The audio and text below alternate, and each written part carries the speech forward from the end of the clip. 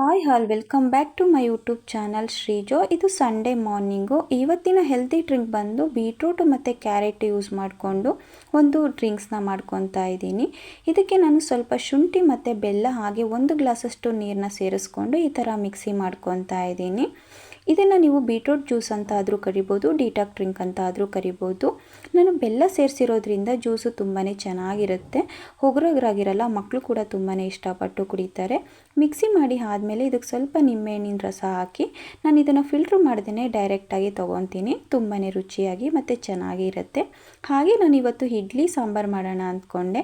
ಅದಕ್ಕೋಸ್ಕರ ಇಲ್ಲಿ ನಾನು ಇಡ್ಲಿ ಸಾಂಬಾರಿಗೆ ರೆಡಿ ಮಾಡ್ತಾ ಇದ್ದೀನಿ. ಒಂದು ಕುಕ್ಕರಲ್ಲಿ 1 ಗ್ಲಾಸಷ್ಟು ನೀರನ್ನ ಹಾಕಿ ಮುಂಚೆನೇ ನೆನೆಸಿಟ್ಟಿರುವಂಥ ಬೇಳೆನ ಕೂಡ ಸೇರಿಸ್ತಿದ್ದೀನಿ. ಹಾಗೆ ರುಚಿಗೆ ತಕ್ಕಷ್ಟು ಉಪ್ಪು, ಅರಿಶಿನ, ಹಸಿ ಮೆಣಸಿನ್ಕಾಯಿ, ಬೆಳ್ಳುಳ್ಳಿ ಮತ್ತು ಹಸಿ ಕರಿಬೇವು ಹಾಕ್ತಿದ್ದೀನಿ. ಹಸಿ ಕರಿಬೇವು ಇದ್ದರೆ ಹಾಕಿ ತುಂಬಾ ರುಚಿ ಕೊಡುತ್ತೆ.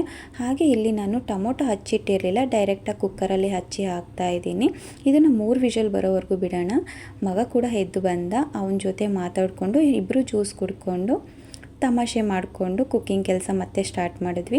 ಈಗ ಆಲ್ರೆಡಿ ರಾತ್ರಿನೇ ನಾನು ರುಬ್ಬಿಟ್ಟಿದ್ದೆ. ಹಿಟ್ಟು ಎಷ್ಟು ಚೆನ್ನಾಗಿ ಬಫಿಯಾಗಿ ಉಬ್ಬಿತ್ತು, ತುಂಬಾ ಚೆನ್ನಾಗಿತ್ತು. ಹಾಗೆ ಇನ್ನೊಂದು ಕಡೆ ನಾನು ಸ್ವಲ್ಪ ನೀರು ಹಾಕಿ ಕುಕ್ಕರಿಗೆ ಬಿಸಿ ಆಗೋದಕ್ಕೆ ಇಡ್ತಿದ್ದೀನಿ.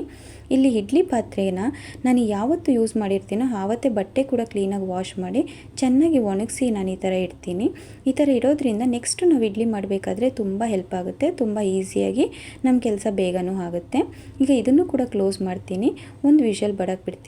ಅಷ್ಟೊತ್ತಿಗೆ ನಾವು 1 ವಿಷಲ್ ಬರೋ ಅಷ್ಟೊತ್ತಿಗೆ ಸಾಂಬಾರಿನ ಕೂಡ ರೆಡಿಯಾಗಿರುತ್ತೆ. ಎಲ್ಲ ಸ್ವಲ್ಪ ಮ್ಯಾಶ್ ಮಾಡ್ಕೊಂಡು ಇದಕ್ಕೆ ಸ್ವಲ್ಪ ಒಗ್ಗರಣೆ ಕೊಡ್ತೀನಿ. ಬಾಣಲಿಗೆ ಸ್ವಲ್ಪ ಎಣ್ಣೆ, ಒಣಮೆಣ್ಸಿನ್ಕಾಯಿ, ಜೀರಿಗೆ, ಈರುಳ್ಳಿ, ಸ್ವಲ್ಪ ಕರಿಬೇವು ಹಾಕಿ ಈರುಳ್ಳಿ ಕಲರ್ ಚೇಂಜ್ ಆಗೋವರೆಗೂ ಸ್ವಲ್ಪ ಬಾಡಿಸ್ಕೊಂಡು ಇವಾಗ ಆಲ್ರೆಡಿ ನಾವು ಸ್ವಲ್ಪ ಮ್ಯಾಶ್ ಮಾಡಿಟ್ಟಿರೋ ಅಂಥ ಇಡ್ಲಿ ಸಾಂಬಾರನ್ನ ಹಾಕಿ ಚೆನ್ನಾಗಿ ಕುದಿಸ್ಬೇಕು.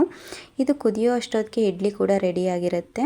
ನೋಡಿದ್ರಲ್ಲ ಇಡ್ಲಿ ಎಷ್ಟು ಚೆನ್ನಾಗಿ ಬಂದಿದೆ. ಬಟ್ಟೆ ಹಾಕಿ ಮಾಡ್ಕೊಳೋದ್ರಿಂದ ಇಡ್ಲಿ ತುಂಬಾ ಚೆನ್ನಾಗಿ ಬರುತ್ತೆ. ಅಷ್ಟೊತ್ತಿಗೆ ಪಾಪುಗೆ ಅಮ್ಮ ತಲೆ ಸ್ನಾನ ಕೂಡ ಮಾಡಿಸಿದ್ರು. ಸೊ ಅವನಿಗೆ ಕ್ರೀಮ್ ಹಚ್ಚೋದು ಅಂದರೆ ದೊಡ್ಡ ಕೆಲಸ ಅಂತಲೇ ಹೇಳ್ಬೋದು. ಬೇಗ ಹಚ್ಚಿಸ್ಕೊಳೋದೇ ಇಲ್ಲ. ಹಾಗೆ ಸ್ವಲ್ಪ ಈ ಕಡೆ ಮಳೆ ಜಾಸ್ತಿ ಇರೋದ್ರಿಂದ ಶೀತ ಬೇಗ ಆಗುತ್ತೆ ಅಂಥೇಳಿ ಸ್ವಲ್ಪ ಕೂದಲನ್ನ ಹಾರಿಸ್ಕೊಂಡು ಕ್ರೀಮ್ ಹಚ್ಚಿದೆ. ಅವ್ರ ಅಜ್ಜಿಗೆ ಎಷ್ಟು ಚೆನ್ನಾಗಿ ತೊಗೊಂಡೋಗಿ ಕ್ರೀಮ್ ಕೊಡ್ತಿದ್ದಾನೆ. ಸ್ವಲ್ಪ ಹೊತ್ತು ಆಟಾಡ್ದ. ಹಾಗೆ ಸ್ವಲ್ಪ ಹೊರಗಡೆ ಹೋಗೋಣ ಅಂತ ಹೊರಟ್ವಿ. ಬಟ್ ಬರೋಷ್ಟೊತ್ತಿಗೆ ಸ್ವಲ್ಪ ಲೇಟ್ ಆಗೋಯಿತು. ಅಲ್ಲೇ ಲಂಚ್ನ ಕೂಡ ಮುಗಿಸ್ಕೊಂಡ್ಬಿಟ್ವಿ. ಇವತ್ತಿನ ದಿನ ಅಂತೂ ತುಂಬ ಅಂದರೆ ತುಂಬ ಚೆನ್ನಾಗೋಯಿತು. Thank you for watching all.